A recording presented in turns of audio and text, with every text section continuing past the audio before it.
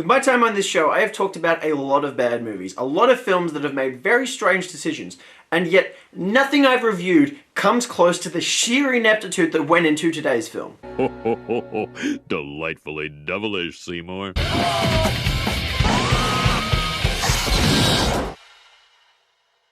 Yes, everybody, welcome back to Delightfully Devilish, the show where we discuss films that all at once meet the criteria of being the good, the bad, and the ugly. I'm your host, Jukebox Harry, and today we're going to be talking about a film considered to be the worst Canadian horror movie of all time. Things is a 1989 direct-to-video horror film directed by Andrew Jordan, which falls under the Canadian genre of Canexploitation films.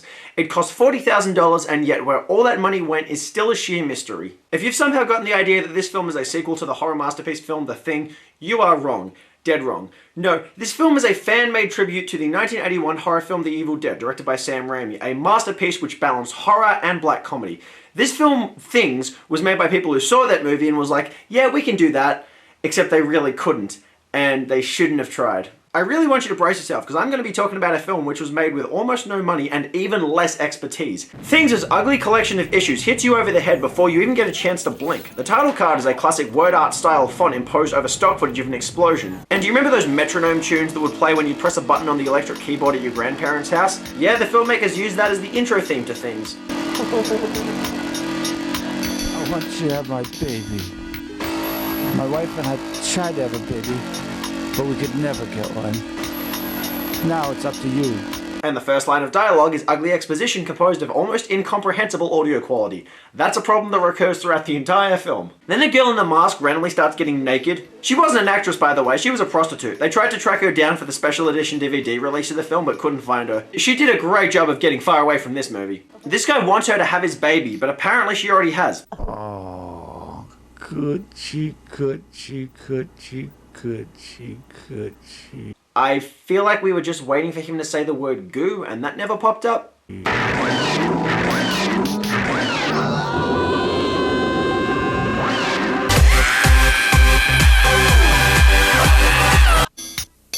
So that entire confusing intro sequence was all just a dream, and they forgot to dub him when he woke up, so he just screams in complete silence. I have a bad feeling about this. I brought you some of these to help you ease the pain. Thanks, I hope they work. I feel like I'm gonna die.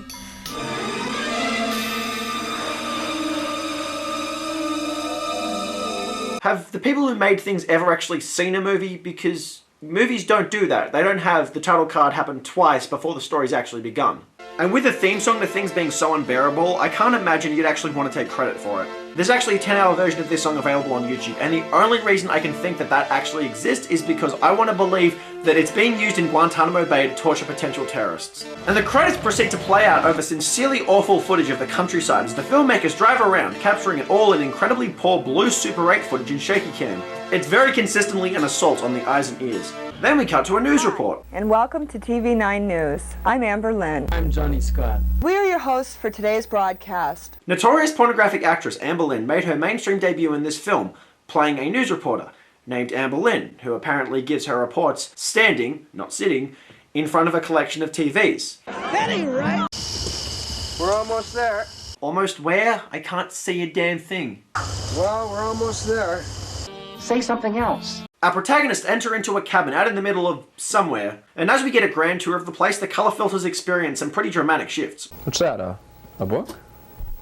I'm sorry, was Joey Tribbiani the last person to be there? Joey, Yeah. you want to put the book in the freezer? Okay. Okay. A recorder. In the freezer. So obviously this film is trying to copy The Evil Dead by having the tape recorder there, but in The Evil Dead it wasn't in the freezer, so that's original? Hey, let's try this thing.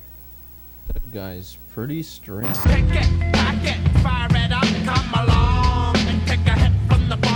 How'd that movie start that you're always talking about? You know, that weird one with all those weird things? The one that starts with all those weird things? Oh, that narrows it down. You must be talking about Condor Man. It all started when they found a tape recorder down in the basement. They turned it on, and there's all these weird satanic cults chants on it. That's how it all started. Oh, you're talking about The Evil Dead, the exact film that this movie is very aggressively trying to emulate. Don't remind us that we could be watching a much better film. That's never a good idea. see what we have here. Yeah, it's called a cupboard, genius. Kind of bored, Oh, I'm sorry, you're bored? looking for a cockroach snack. Cockroach snack? Those words don't go together. They get the bestiality network up here. I didn't know that was a network, and I don't know why you'd actively go looking for it. This place is a joke.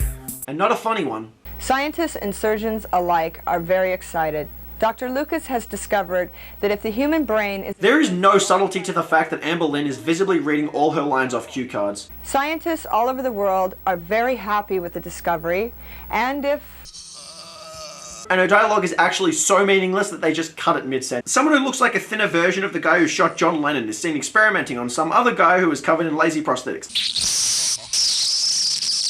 Hear those sound effects? Sounds like someone was swirling saliva in their mouth very close to the microphone. It's not a good sound.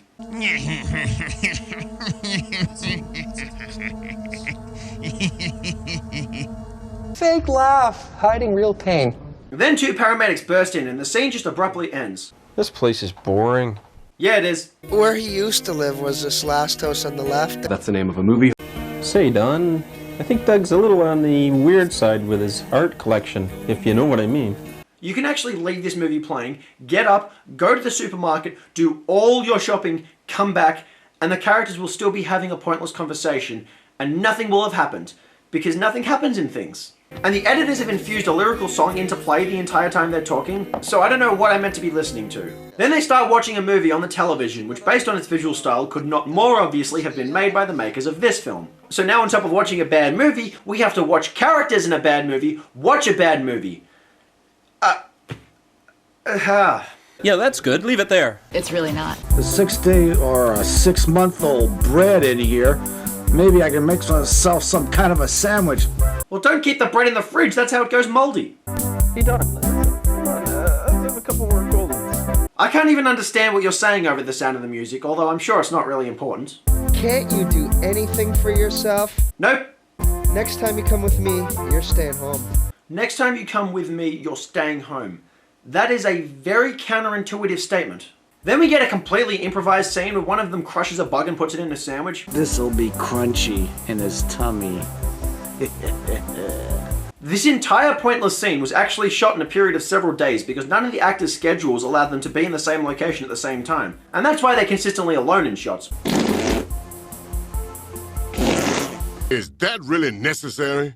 Ah, fuck, I hate mosquito bites. But he's wearing a long sleeve top.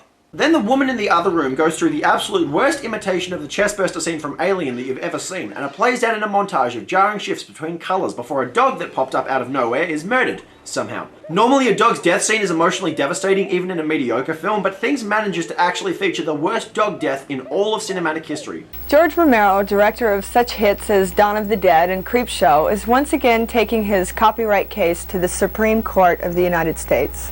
Pirates continue to distribute thousands of copies of Night of the Living Dead. Almost nothing that happens in Things actually has any relevance to the plot, and yet Amber Lynn scenes have even less relevance, because after they'd finished filming Things, they realized they needed some degree of name recognition to boost the profile of the movie, so they frantically pulled Amber Lynn in, wrote a role for her as a news reporter, shot it, and then cut it into random moments in the story, regardless of the fact that it has nothing to do with anything whatsoever. It's just like when they finished making the film Best Offense and audience reaction was so hostile that they frantically decided to write in a role for Eddie Murphy and jam him into the story. It still didn't work. At this point, I was a third of the way through the film and I had an overwhelming urge to take a break. Rarely do films that I'm determined to finish push me to that point, yet Things managed to do just that. Now, there are certain films in the world that are made by people who have no business making movies whatsoever. If you ordered one of those movies off Wish, you'd have something close to Things. This is just such an unpleasant experience. One of the guys goes into a monologue about a ghost story which has nothing to do with anything, and he proves visibly uncertain as to where to even look. My wife's dead, and all you can do is sit there and tell about some weird story that you read in some sci-fi novel?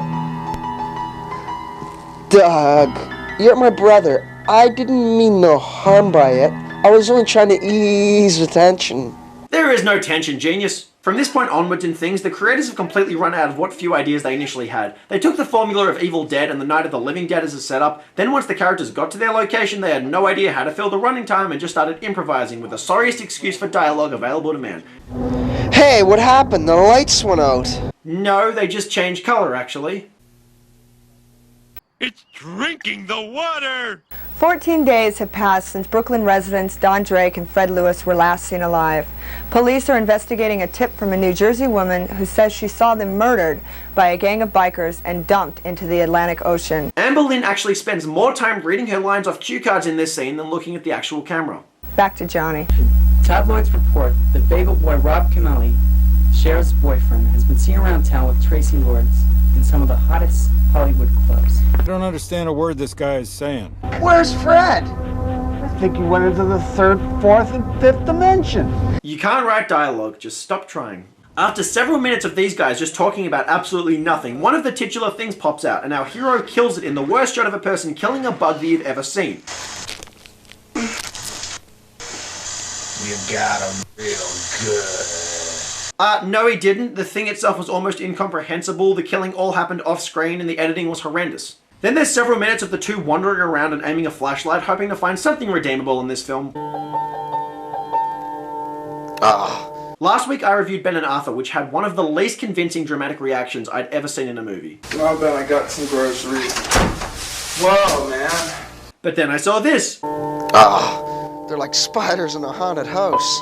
No, spiders in a haunted house would be scary. I don't know what the hell this is. We're meant to be scared in this scene as we're confronted with a collection of these monstrous creatures, but it's almost impossible to actually make out what's on screen, so the sole feeling will be confusion. One of the things kills Glass's guy, and then it gets murdered in a sequence with all the audio taken out.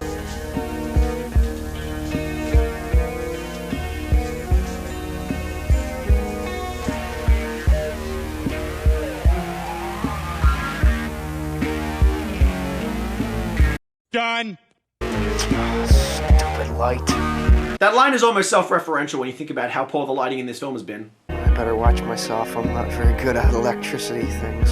Well, you're not very good at dialogue things either. I hope I get this right. Nobody got anything right on this thing, called Things.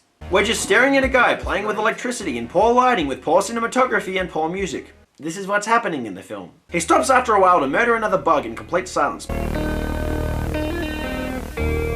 We're about to cross the 1 hour mark in this film, and I know I've been very vague in recounting the plot, but that's because the plot itself is very vague, or confusing, or just completely absent.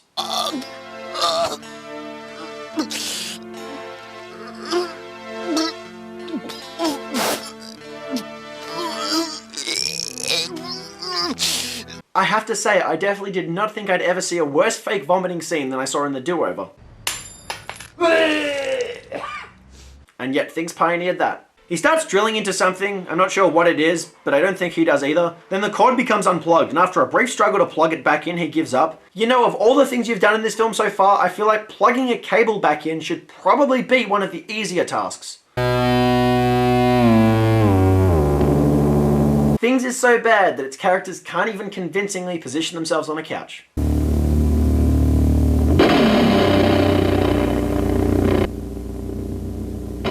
And just what is the significance of all these images? This is the greatest invention in the world. You'll make $1 million. A New Jersey woman who gave police a tip earlier on in the day has been deemed psychologically insane. I have pretty mixed feelings about Amber Lynn's appearance in the film because she has nothing to do with anything whatsoever, and yet every time the film randomly cuts back to her, we have a moment of euphoria as we're taken away from the sheer ineptitude of what's going on in that cabin. The random mustachioed man who is apparently the creator of these things comes by and denies the existence of his experiments. All I see is blood. In this slide, I'm surprised you can see anything. The film just rambles on, the color scheme gets worse, the soundtrack continues to interfere with the dialogue, and eventually the surviving character actually leaves the house and runs through the Canadian neighborhood screaming. Can you hear me? I think all of Western Canada can hear you, buddy. The hill is like right there. What? Why doesn't he just go to the dry land? Are you sure this wasn't all a dream? Things has made so many bad decisions in its filmmaking process that you really don't think they can make any more. And yet then they pull out the "it was all a dream" plot twist. And why? Why did they even bother? We're back at the house where we get a few more shots of the things, and then the film just ends on a note saying you have just experienced things. Honestly, that's a fair way to sum up the film because it has been an experience. Even the credits are strange. I'm not sure if they just misspelled the name Timothy when listing names, or if someone named Thomas just wanted to be very extra. They also list the men and women's costumer as different jobs, even though it was all done by one person, so they could have just credited her as costume designer. And the stunt coordinator's name is Ron McDonald, as in Ronald McDonald, the star of Mac and Me. They even misspell the word Foley, that's only meant to have one L in it. And someone named Cassandra Elan is credited as lead man. I don't know what a lead man is in the context of cinema, if not a leading man, but Cassandra doesn't sound like the name of a man. There's even a position for extras casting, which takes me by surprise because I didn't see any extras being used in this film. What few characters were in the story all would have been core characters. Even when we get to the special thank yous, we see that the word friend has been misspelled. Oh, friend! Oh, new friend! Friend! Oh, friend! Please be my friend! Oh, friend! Oh, friend!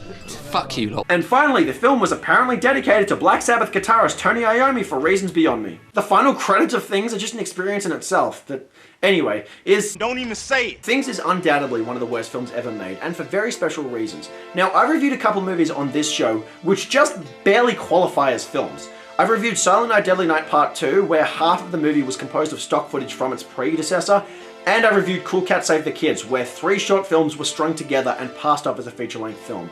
Now, Things is a little bit different. Things is made by horror movie fans who had a vague idea on how to make a horror film and then just started doing it, seemingly without any script. What little money they had went into renting the house that was used, making the monsters, and hiring Amber Lynn to try and give this film a credible boost. And normally I like to say that at the very least the creators of this film still made a feature-length film, but I won't extend that to the creators of Things, because the sheer ineptitude that went into making this abomination leaks from every conceivable aspect of the film. For one thing, the story is very challenging to understand, even though in theory it's actually very simplistic. IMDb managed to decipher the premise as being about a husband whose fanatical desire but inability to father children drives him to force his wife to undergo a dangerous experiment. This results in watching a non-human life form in his wife's womb and a birth of a multitude of things. But I didn't even want to spend much time talking about how awful the writing and acting is in Things because it doesn't even compare to the myriad of sheer technical flaws. The film is shot and edited by someone who clearly has no sense doing either of those things. The imagery is rough, poorly lit, constantly shifting colors, and often framed awkwardly. And the editing cuts back and forth between different takes at random times, while occasionally splicing in shots of Amber Lynn or just cutting to shots of horror which seemingly have no relation to what is going on in the present narrative. Then there's the audio, which is a mix of rough audio recordings, incredibly subpar music, and horrendous dubbing. How this film ever actually got released really goes beyond me. Now, I know there was a high demand for horror films in the 1980s, and I know that Canada, prior to this movie, had never had their own direct-to-video horror film. But based on Things, that's probably a good thing. When researching this film, I found a review from dreadcentral.com which perfectly summed up the movie. So, you like bad movies, you say? Watch Things. You'll be on the floor, writhing in agony less than halfway through, pleading for mercy. Your hand will struggle for the remote, fruitlessly attempting to turn the damn thing off.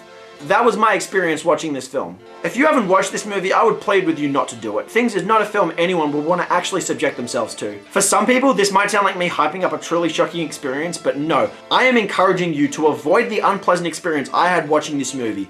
Avoid Things as much as you can. I have a big tolerance for so bad it's good films, but Things is aggressively loud in its badness, and so repetitive, and just so forceful about it. God, it's just horrendous. And yet, the makers of the film, they think it's good. People have called this movie outsider art, which is a bit of a stretch. And they're still making movies. The creators of Things are still out there making films. Now, I'm kind of curious to check out some of their later works to see if they actually improve from this movie, but I say kind of curious because I really don't want to risk subjecting myself to another experience like this movie. Things gets a rare score of absolutely nothing out of 10. This is one of the worst movies ever made. The sheer amount of technical flaws, bad performances, and confusing storytelling will leave you oscillating between feeling bored and feeling distressed from having to sit through this. I award you no points, and may God have mercy on your soul. And that does it for today's episode of Delightfully Devillish, you guys. If there are any movies you want to see me discuss on this show, please leave them in the comment section below. If you want to see more episodes of this show, please hit that subscribe button. Otherwise, until next time, I've been your host, Jukebox Harry. Peace.